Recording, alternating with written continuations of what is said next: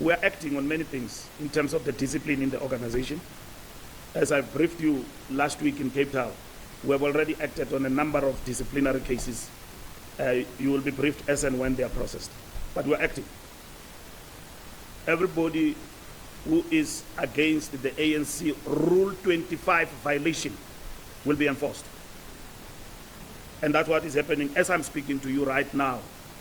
Other people have got their own charges in terms of disciplinary processes, and there will be no retreat on that. Discipline is going to be implemented. It's part and parcel of renewal. You violate the rules of the ANC, it's discipline.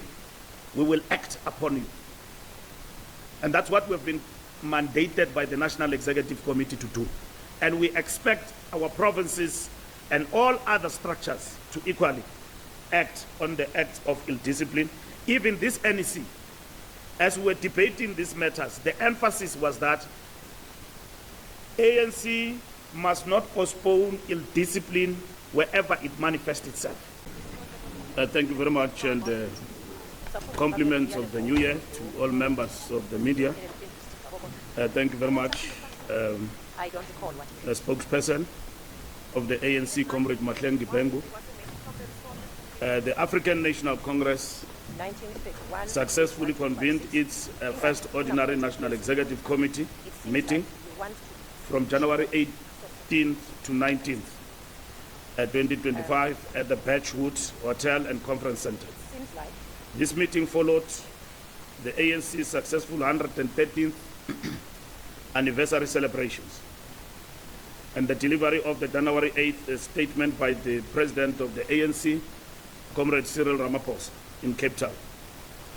These celebrations reaffirmed the ANC's centrality in the lives of the South African people and set a decisive tone for 2025, emphasizing critical priorities to strengthen the organization.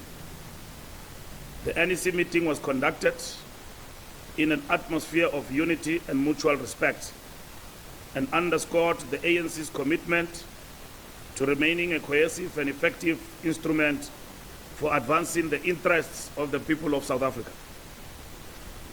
On Ithala Bank, the ANC expresses deep concern over challenges facing Ithala Bank, a critical institution enabling access to banking services for rural communities, stokvels, churches, and small businesses in KwaZulu-Natal.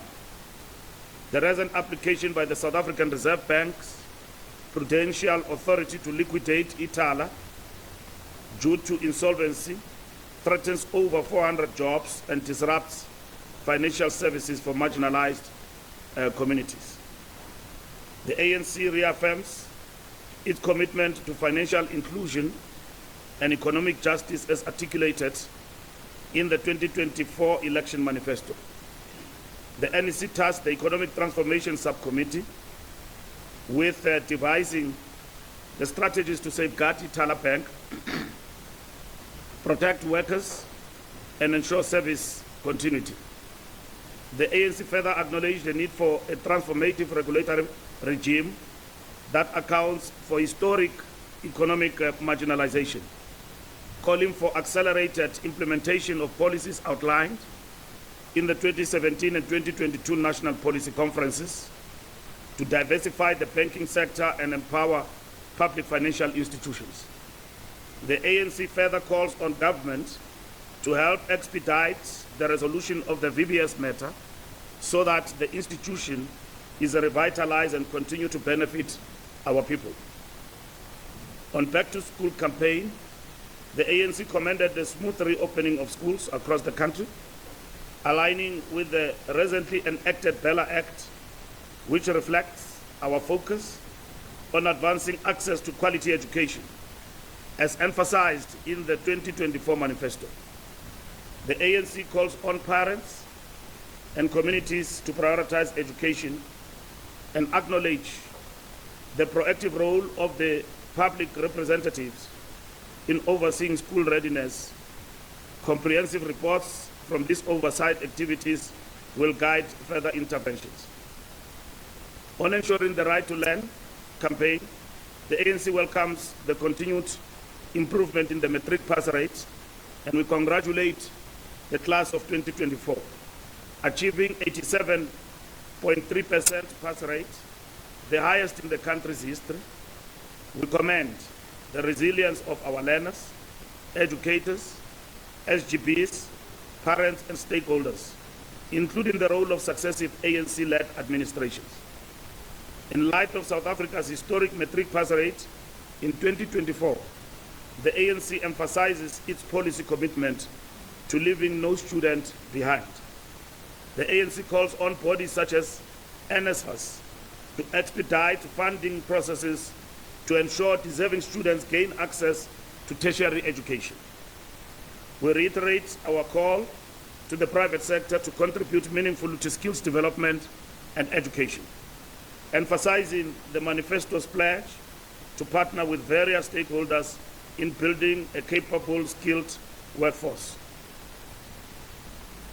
On Israel-Hamas ceasefire, the ANC welcomed the ceasefire between Israel and Hamas as a crucial step toward peace in the region, reiterating its long-standing solidarity with Palestine, while acknowledging the significance of this temporary pause.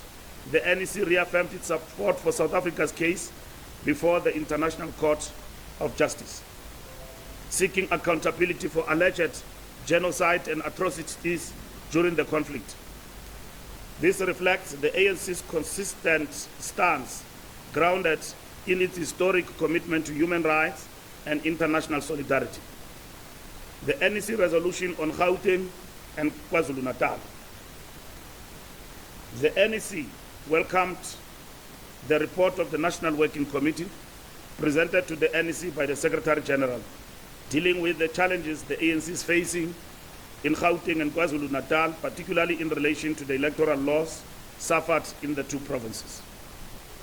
The report was thorough and analytical. Following the report, the NEC had an extensive discussion, which was rich and reflective, focusing on the task of renewal and rebuilding of the ANC in those two provinces, as well as strengthening leadership.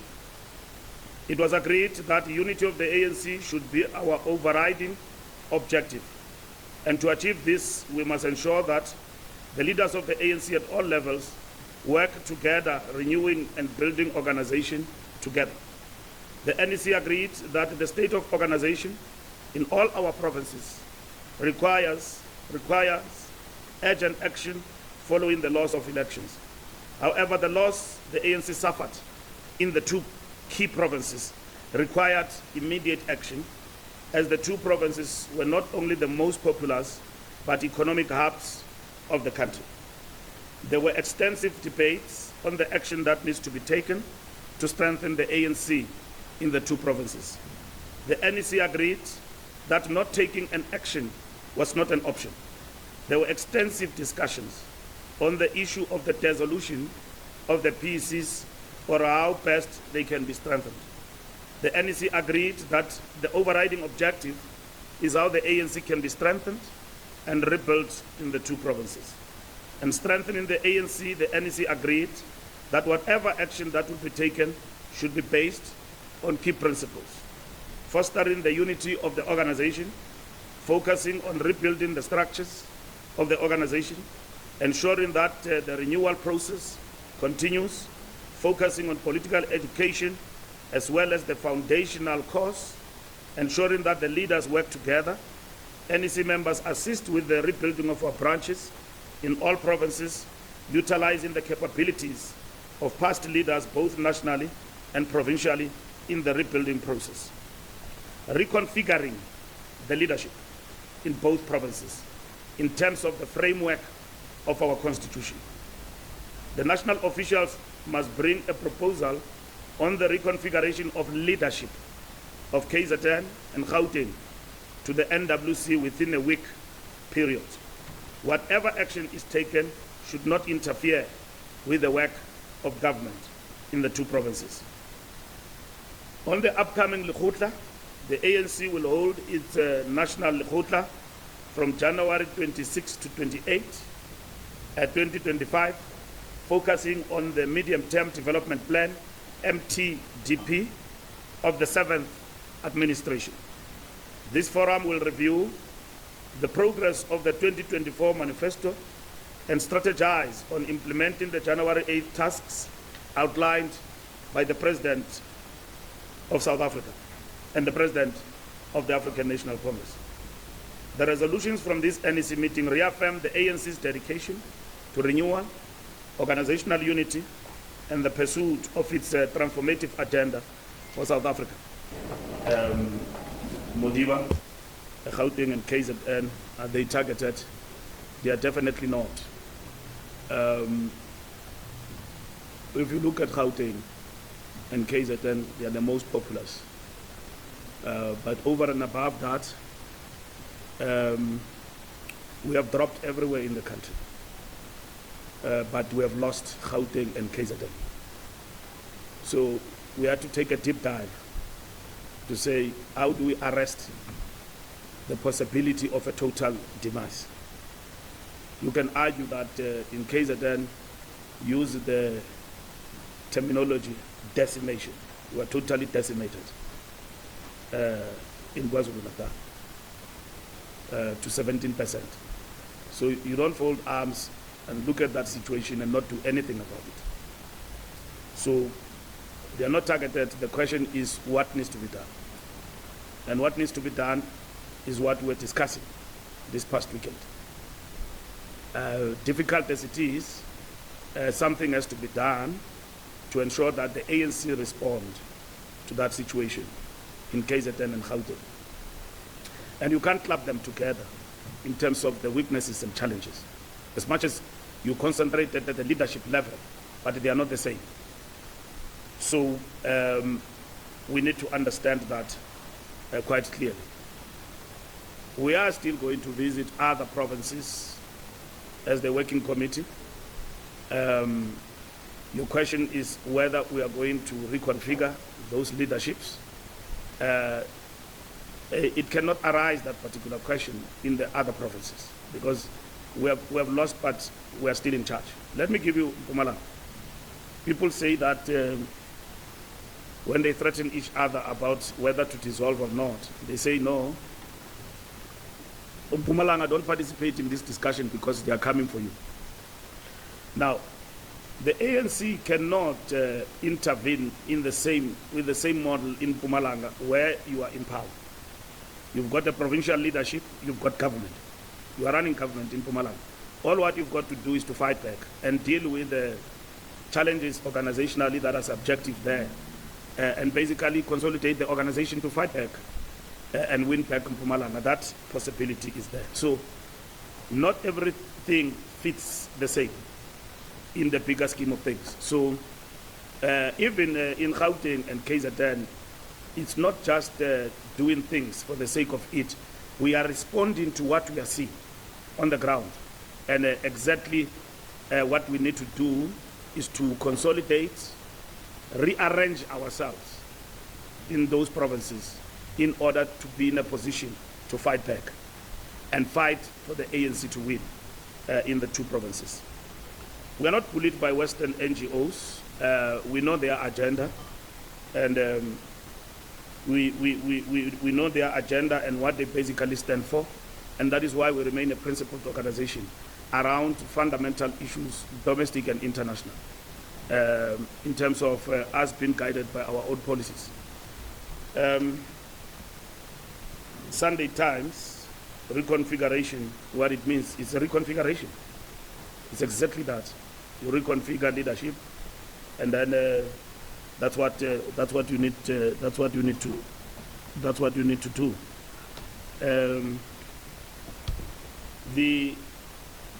The statement I've read here explains exactly reconfiguration of the leadership in both provinces in terms of the framework of our constitution. Now, some can, and others, you can't reconfigure anyone without being guided by the constitution. So that's what it means. So you are guided by the constitution in reconfiguring the thing. I know the buzzword is dissolution, you like, is reinforcement, others like, But overall, it's a combination of the two. And then choosing the path of uniting our organization in terms of intervention. The discussion in the National Executive Committee was robust. It started with the officials. You are right, we did not all have the same view on the matter. In terms of the officials, we did not have the same view on the matter as the NWC. We went to the NEC. And the NEC is the supreme body. We did not have a dominant view over the other in the NEC. At the end, we came up with what I've explained to you. So anyone who's going to tell you that there was no point of difference will be telling you a lie, including myself. We did differ. We went to the NEC. The NEC debated and agreed. At the level of the NEC, as the officials, we did not speak. I presented the report on behalf of the NWC that analyzed the situation in the provinces. It was undisputable, irrefutable, except one or two people in the NEC. The report I presented to the NEC about the state of organization and how we interpret the situation in the two provinces was unanimously agreed. We presented two options. At the end, we came up with this particular outcome of reconfiguration, guided by the set principles. Within a week, meaning from today up until Sunday, we will meet the officials, give details of reconfiguration, and then thereafter we'll go to the NWC, which will be on Monday, this coming Monday, and thereafter we will deploy NEC members to all the regions in the two provinces to explain and to present a decision on reconfiguration, how the provinces are reconfigured. Now, I wish to say to everybody, including ANC members, they must wait for reconfiguration to be finalized as agreed by the NEC, and then we'll present to the structures of the organization next week.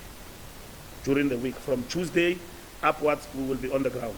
We'll start first with the PECs and all of that. I will write to them today to inform them also about this decision.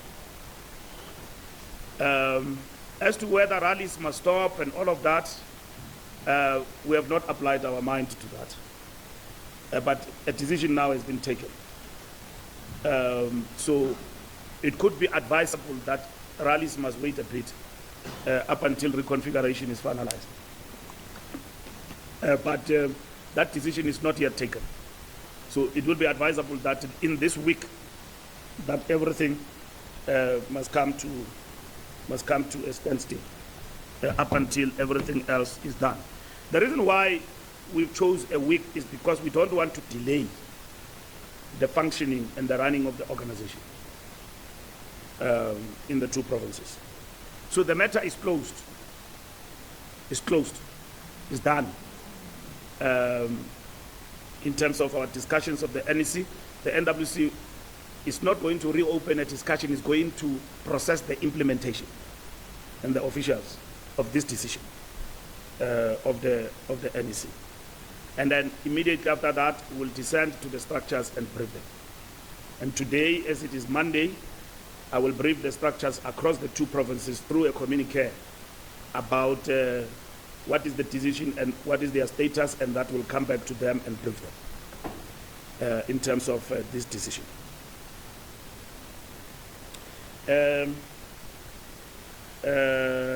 Configuration in relation to government, we are very clear that government will not be tampered with, will remain the way it is. That is the directive of the National Executive Committee. So we will not tamper with government. We are going to tamper with the ANC leadership. That's what reconfiguration means. Within the framework of the ANC constitution. We have decided not to suspend the constitution, but to use it to build the organization. That's what it's all about. This has not been an easy decision, and whoever briefed you, it is not division, it was a difference of opinion. As to who was against who is not correct. It was just a difference of opinion. Yes, we did caution that this discussion, among others, was gravitating to interests and polarized, among others, by the mobilization along the lines of 2027. And the National Executive Committee have said, no, that must stop. And that the mobilization on this particular matter, which is about strengthening and building organization, it was polarized by the fact that others were mobilizing along the lines of what must happen in 2027 in the organization. You will know that we have a position of the organization, that 2027 will be discussed at the right time. There will be a perspective that will be developed, and that any other thing at the present moment people can discuss informally or so on. It's not an organizational process. It's mischief. It's a divisive tendency in the organization. And we've been mandated by the NEC that we must act on that. We are acting on many things in terms of the discipline in the organization. As I briefed you last week in Cape Town, we have already acted on a number of disciplinary cases. You will be briefed as and when they are processed. But we're acting. Everybody who is against the ANC Rule 25 violation will be enforced. And that's what is happening as I'm speaking to you right now. Other people have got their own charges in terms of disciplinary processes. And there will be no retreat on that. Discipline is going to be implemented. It's part and parcel of renewal. You violate the rules of the ANC, it's discipline. We will act upon you. And that's what we've been mandated by the National Executive Committee to do. And we expect our provinces and all other structures to equally act on the acts of ill discipline. Even this NEC, as we were debating these matters, the emphasis was that ANC must not postpone ill discipline wherever it manifests itself in the organization. That must be acted upon. So Samkele, it's not division. We did not have the same opinion. For instance, you say that I did not have an opinion that says dissolve people. That opinion was generated out of a process. And I came to you, I briefed you, we briefed the structures. But later on, it was trivialized that it's a Mbalula issue. Now, I understand perfectly why they say so, because I'm Secretary General of the ANC. I'm Secretary General of the ANC, and many things that are not nice will be associated with me. I lose friends along the way. People who were my good friends don't like me anymore because I've done things that they don't like. But it comes with the responsibility. And it comes with the responsibility of which I work within a collective. I'm mandated. Remember, every decision, the president has got the responsibility to appoint cabinet. But the people who are not appointed in cabinet or who have been dropped, it's not the president who tells them that don't come back, it's me. We did not appoint you. And then they say to me, yeah, no, we've been expecting it. In my heart, you know. So it's not a nice job to do, to tell people that you are no longer minister. The ANC want to thank you for having availed yourself and all of that. And then I convey. Gwede Mantashe, Thabo Mbeki, NEC takes a decision that is no longer president. Now the person who must go and face Thabo Mbeki, former president, and tell him that you are no longer president is the SG. Face to face, and tell him that, hey, we have taken a decision. Jacob Zuma is no longer president. I don't know Makashule whether he told him or what happened. I'm not sure. I'm not sure what happened there. But I'm telling you that it is the SG who must now go and communicate that particular decision. So when people, there is something they don't like, they say it's the SG. So because we are the people who prepare reports and the bearer of good and bad news. And most of the time, it's not so good news. I've told you that the issue of 2027 polarized this discussion. And we have reflected on that. It is not a lie, it is true. People were meeting, mobilizing in Cape Town, in dinner parties, and everywhere else, because these ones, they say, if you support this position, you must know that you are in the camp of so and so. If you support this position, you are in the camp of so and so, which is leaders like myself and Paul Mashatile. Now, I've never declared any interest in the presidency of the ANC. I'm still SG, and people already, they say I must jump. I know about that. It's the truth. I know about that. People have come to me, but I'm not power drunk to think in this position I can use it to advance my interest. I cannot do that. I stick with the principle that we don't discuss succession, we'll talk about it at the right time. And at the right time, I'll talk about what I think. Nobody has ever coerced me. I've worked with my generation. I know what I want or what I don't want. I'm not power drunk. When people talk about me, I jump into it. What I will not do is to undermine the cohesion of the ANC. I've said that to comrades individually and so on, that the ANC have said at the right time these matters will be ventilated and we'll discuss them properly. Because this thing of electing leaders hoodwinked, popularity, not looking at the qualities of the leader, we must not deny the ANC membership from applying its mind on the matter appropriately at the right time and hamstrung it by populism and all of that. Comrades must wait.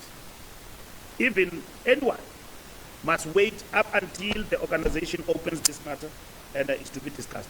And it was unfortunate that a very important discussion like this one and the fate of these provinces was hijacked by factionalists for factional reasons about the future of the party in terms of what will happen after Ramaphosa. It is really unfortunate. And some girl, it did happen.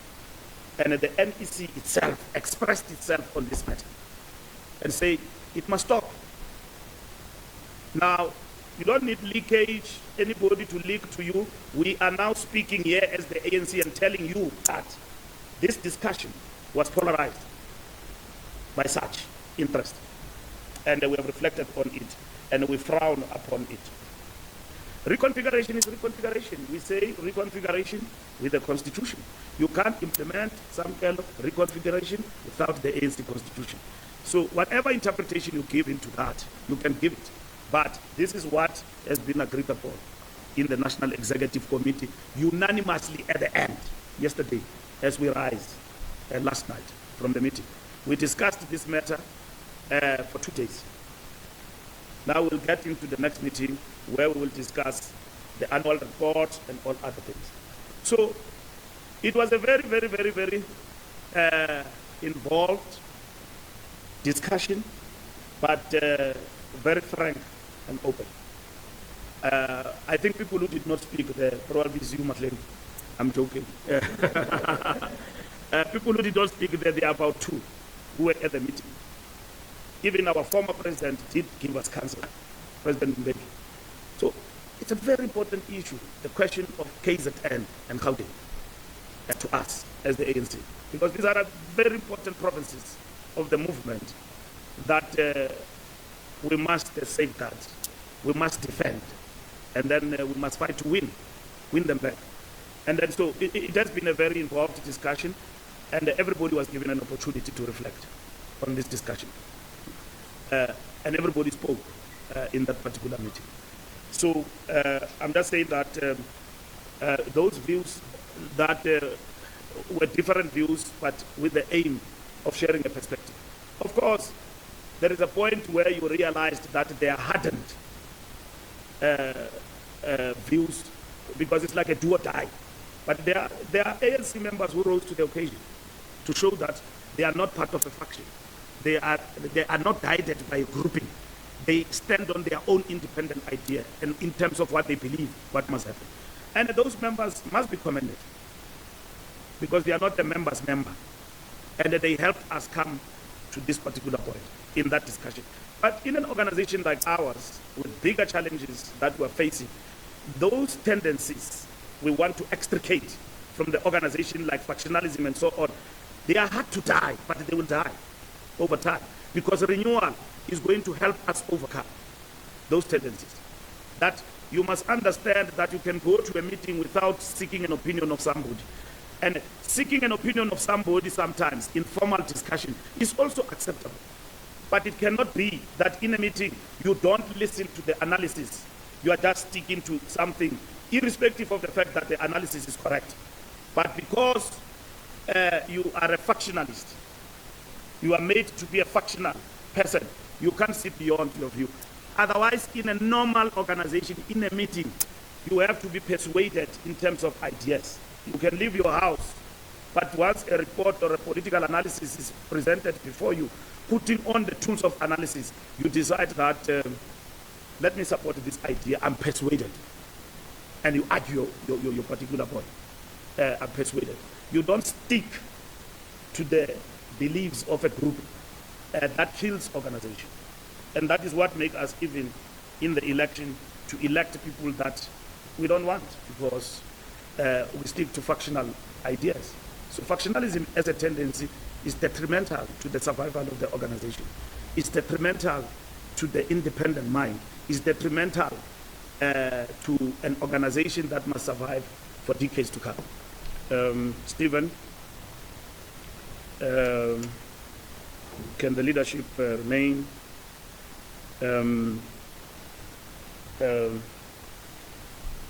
Reconfiguration means that we are going to be tampering with that leadership.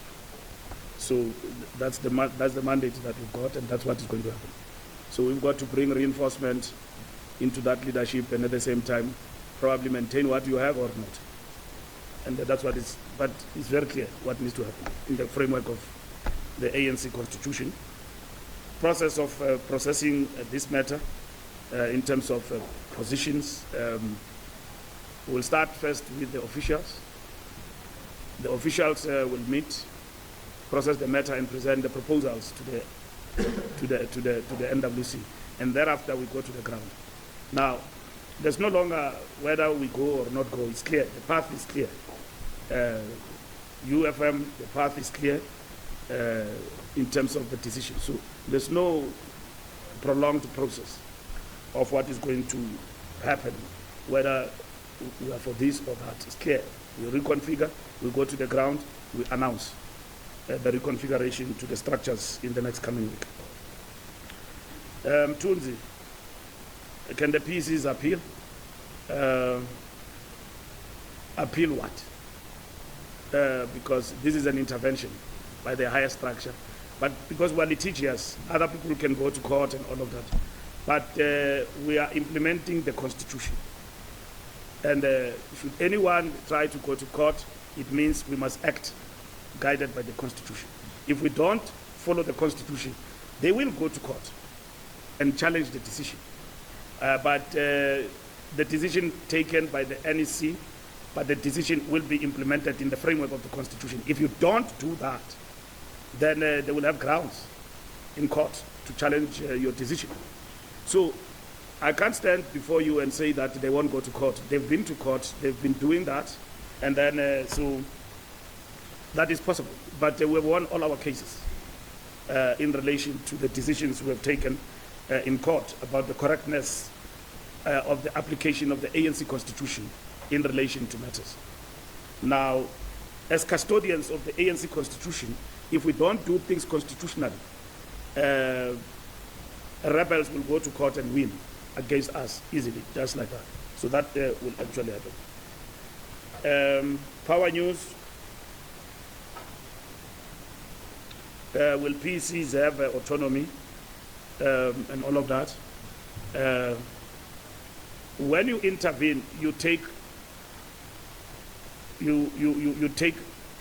powers to run with the PECs. You have authority over them. You can determine what must happen.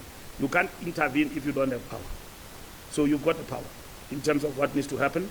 It means if certain things happen, there's no longer a process in which it's going to be subjected to the will of the PEC or not. You understand? So as it is now, the PECs enjoy original powers. In relation to reconfiguration, it means that you are intervening in the situation constitutionally to assist the province and the leadership, meaning what you are doing is turbocharge the leadership in the different provinces to respond to the situations that we are facing, so that we are able to be at a particular level as the African National Congress. That's what we are doing. How long? It will depend on what work needs to be done in terms of these pieces, and it will be clearly defined and spelled out next week when after the NWC meeting. UFM time frame, indecisiveness, sundowns, and all of that. I thought you'd make an example about Orlando Pirates, but yes, indeed, you can argue about time. Even in our discussions, some of the comrades argued in our discussions about the time frame, but it shows that you apply your mind, that even in that time frame, you look at, we took an attitude, let's work with what we have. And that, what we have, it has been put to test. And then we've gone through the elections with what we have, and then we still faced with challenges. And at the same time, now we have taken a decisive action to reconfigure and turbocharge the leadership in the different provinces. So what we have does not apply now. You see, it was there before. Because some people believe that, no, this leadership somewhere must be removed and all of that. And some did not believe in that. But now we are scientific, we are guided by the material conditions that this situation, if we don't do anything about it, it will not assist the movement as a whole. Contradictions with the DA, of course. We have explained this point over and over again, that the DA and us is like water and oil. We don't mix. Even within the GNU framework, we are not expected to be the same, because ideologically we are apart with them. So contradictions and different points will arise from time to time, but we have agreed to work together in the GNU for the sake of our country. What does the statement of intent say? It talks about constitutionalism and the rule of law. And that's what they bring us together, because we believe in those two things. We don't want anarchy. We believe in the constitution of the country. We want the rule of law. And then a country that is running, that is functional, and then that is guided by the rule of law. Those are the fundamentals in terms of the statement of intent that is guiding us in this government of national unity. Notwithstanding the fact that we are two different parties. So it doesn't mean that the ANC will cease to project and lead the transformation agenda at the National Democratic Revolution, as opposed to the DA agenda that does not believe that South Africa must change for the best interest of the majority of our people in this country. So they will be opposed to labor laws and all of that. We don't agree with them on those things. They've just been opposed to the Bella Act. We don't agree with them. Again, they will be opposed to NHI. We don't agree with them. That's it. If you want things to happen for your party and your constituencies, you must win elections with outright majority and govern on your own. As it stands, the ANC is the largest party in South Africa, in the government of national unity. Lunga Mbuyiseni, are we talking to him? I don't know. It is possible. It's only him and him only who will speak for himself. But I will not be shocked that the ANC can talk to him, and probably because he's a good member of society, and in the realm of politics, he's a good politician, and so why not talk to him? At the end of the day, it's him who can take a decision about his future. So when his party ejected like that, I mean, just kick somebody like Mbuyiseni out, it means, hey, Julius is powerful. He's overconfident of himself. I mean, Mbuyiseni, he's not just a small boy and all of that in politics. It's like in the ANC, if I dismiss Mahlengi, do you think I'm mad? I won't do it. You know that. I'll actually beg her to stay if she were to think of jumping the ship But if you are powerful, you are powerful. And then you think that Khalas Palisia can just be kicked out like that. So there's nothing wrong for ANC members and everyone to talk to Mbuyiseni. At the end is his choice. Because he has formally left the EFF. I don't know whether he has left the EFF. I don't, but I know in Parliament. But if he leaves his party, why not talk to him? To join the ANC and contribute in the South African body politic of the country. So it's not the kind of guy who left because it looks like he was kicked out. He was shown that it's of no value to his party. So what? At the end of the day, if he decides to be a politician and want to remain in politics and pursue the agenda of transformation, liberation of our people, we in the ANC, we are open to that. He can come. It's a platform for all South Africans to come and participate. And Lunga, I wouldn't say ANC members didn't talk to him or they are engaging and all of that. It is possible.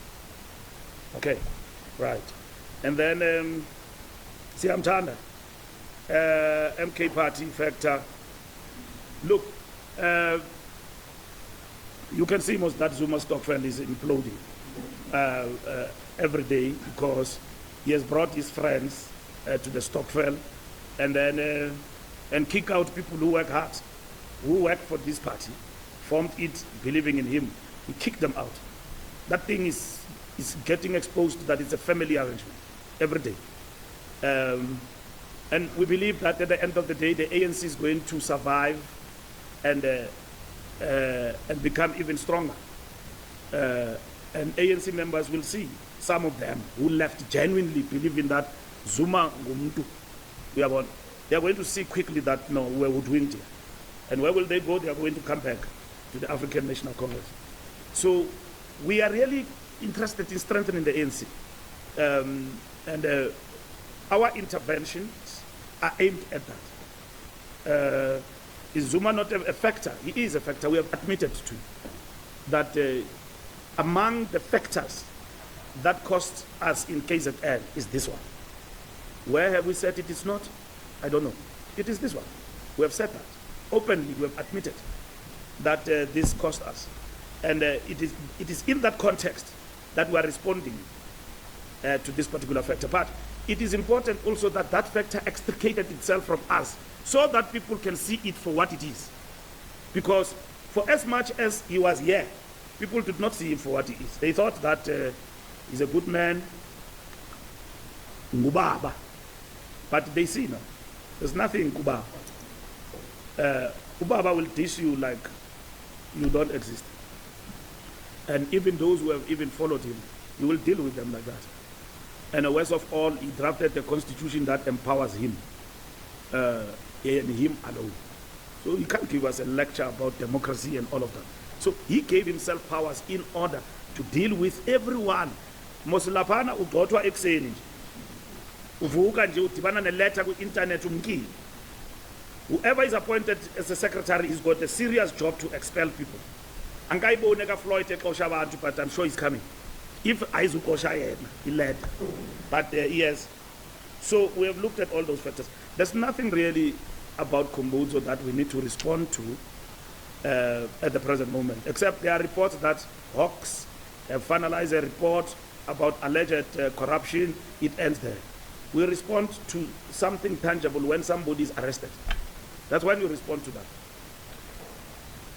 Law enforcement in South Africa must not try people through the media and want to find them guilty.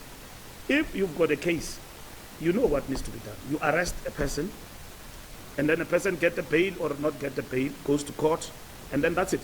There's no kangaroo court through the media, where now Khumbudzo must explain herself through the media that is guilty or not guilty, and that the Hawks, somebody from the Hawks is communicating. You know, these people are undermining the integrity of state institutions, the rule of law. The principles of our jurisprudence have been undermined. And we won't agree to that. If anyone has got a case against anyone, why do you link it to the media and want to try people through the media? It's exactly what happened with Tembing Kadimi about VBS. no Tembi, big article is written about Tembi and all of that. At the end of the day, there's no case. And then quickly, through the media, you come, why is it important that these people must not be removed? There's no law that functions like that. That is jungle law. A person must be arrested and they must be held accountable by institutions of the state. NPA or Hawks or anybody. And then you go to court and account. You don't leave a docket. Because once you do that, it means the prospects of winning that case are not there. So what do? You try a person, muddy them through the media. Remember, when you have stolen, you are held accountable, you appear in court, you defend yourself, and you lose. You get convicted, you are a criminal. That's how it happens. Any other process outside that, let's agree, is jungle law. It doesn't work like that. Today, there is a media report in Chaveni, the Hawks have handed. What does it say? It says nothing, except the fact that a person has been investigated or is investigated for this and that. That undermines the integrity of the state institutions. And the ANC can be marshaled by the DA to take any decision or to be coerced to take any other decision. It cannot be. The loss of support, we have explained to you how we understand it over time, and we have dealt with that particular matter. We didn't see it coming, we saw it coming. That's why we took measures to fight this drop that is coming and all of that. But we did see it coming, but what shocked us is how big it was.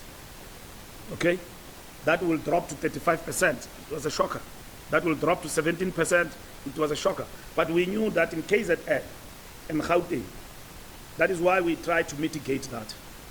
We kept on telling you, you were with us on the ground when we were campaigning in both KZN and GAUTENG, and you said, why are we concentrated in the 3 provinces? We said, we see the danger that is coming. Even now, when we intervene, others say, why do you target these 2 provinces?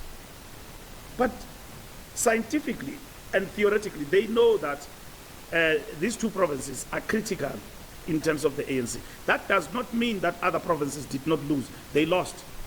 We dropped. We didn't lose, we dropped. But in GAUTENG and KZN, we lost. And we didn't just lose with small numbers. We lost big. Big. Now, any leader, any organization who goes and sleep nicely and have a good time, that let everything remain the way it is, then you are not serious about comeback. Every ANC leader and a member is worried about these 2 provinces. And we can see the loss in other provinces. We have resolved load shedding now. We will recover in those provinces. Will we recover organizationally in KZN and GAUTENG? Or will actually deteriorate? What do you do as leadership? You put brakes and then you fight back. And that's what we're doing here. So it is given all sorts of interpretation depending on where people come from and their own personal interest. At the end of the day, it is their personal interest. We must rise above personal interest and focus on building organization. And that's what that's what is important, and that's what the NEC considered. The last point is Samkele reconfigured leadership. What did you say?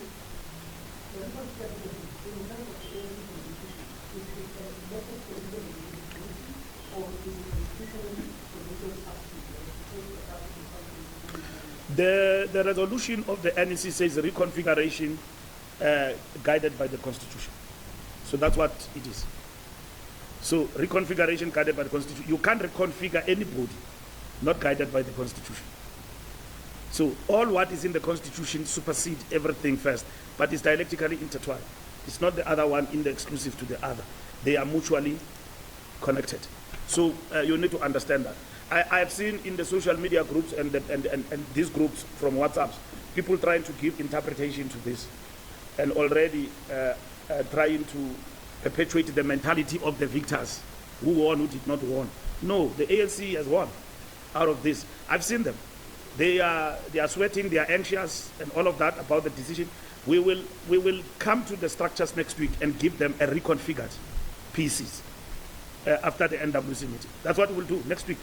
It's a week's time. Today, I will write to every branch, to every province, inform them about the decision and the fact that they must wait till we come back to them.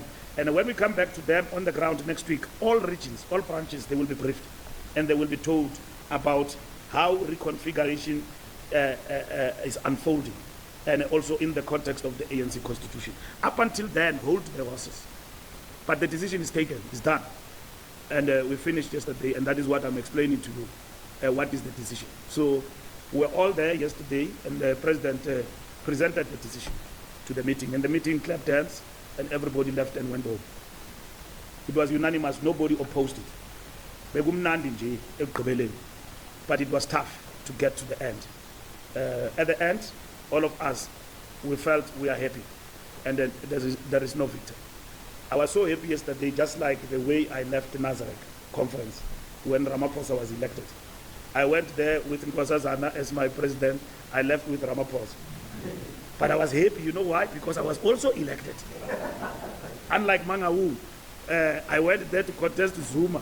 When I left, I was not an NEC member, I was nothing. I was devastated. So when I left Nazareth, I was okay.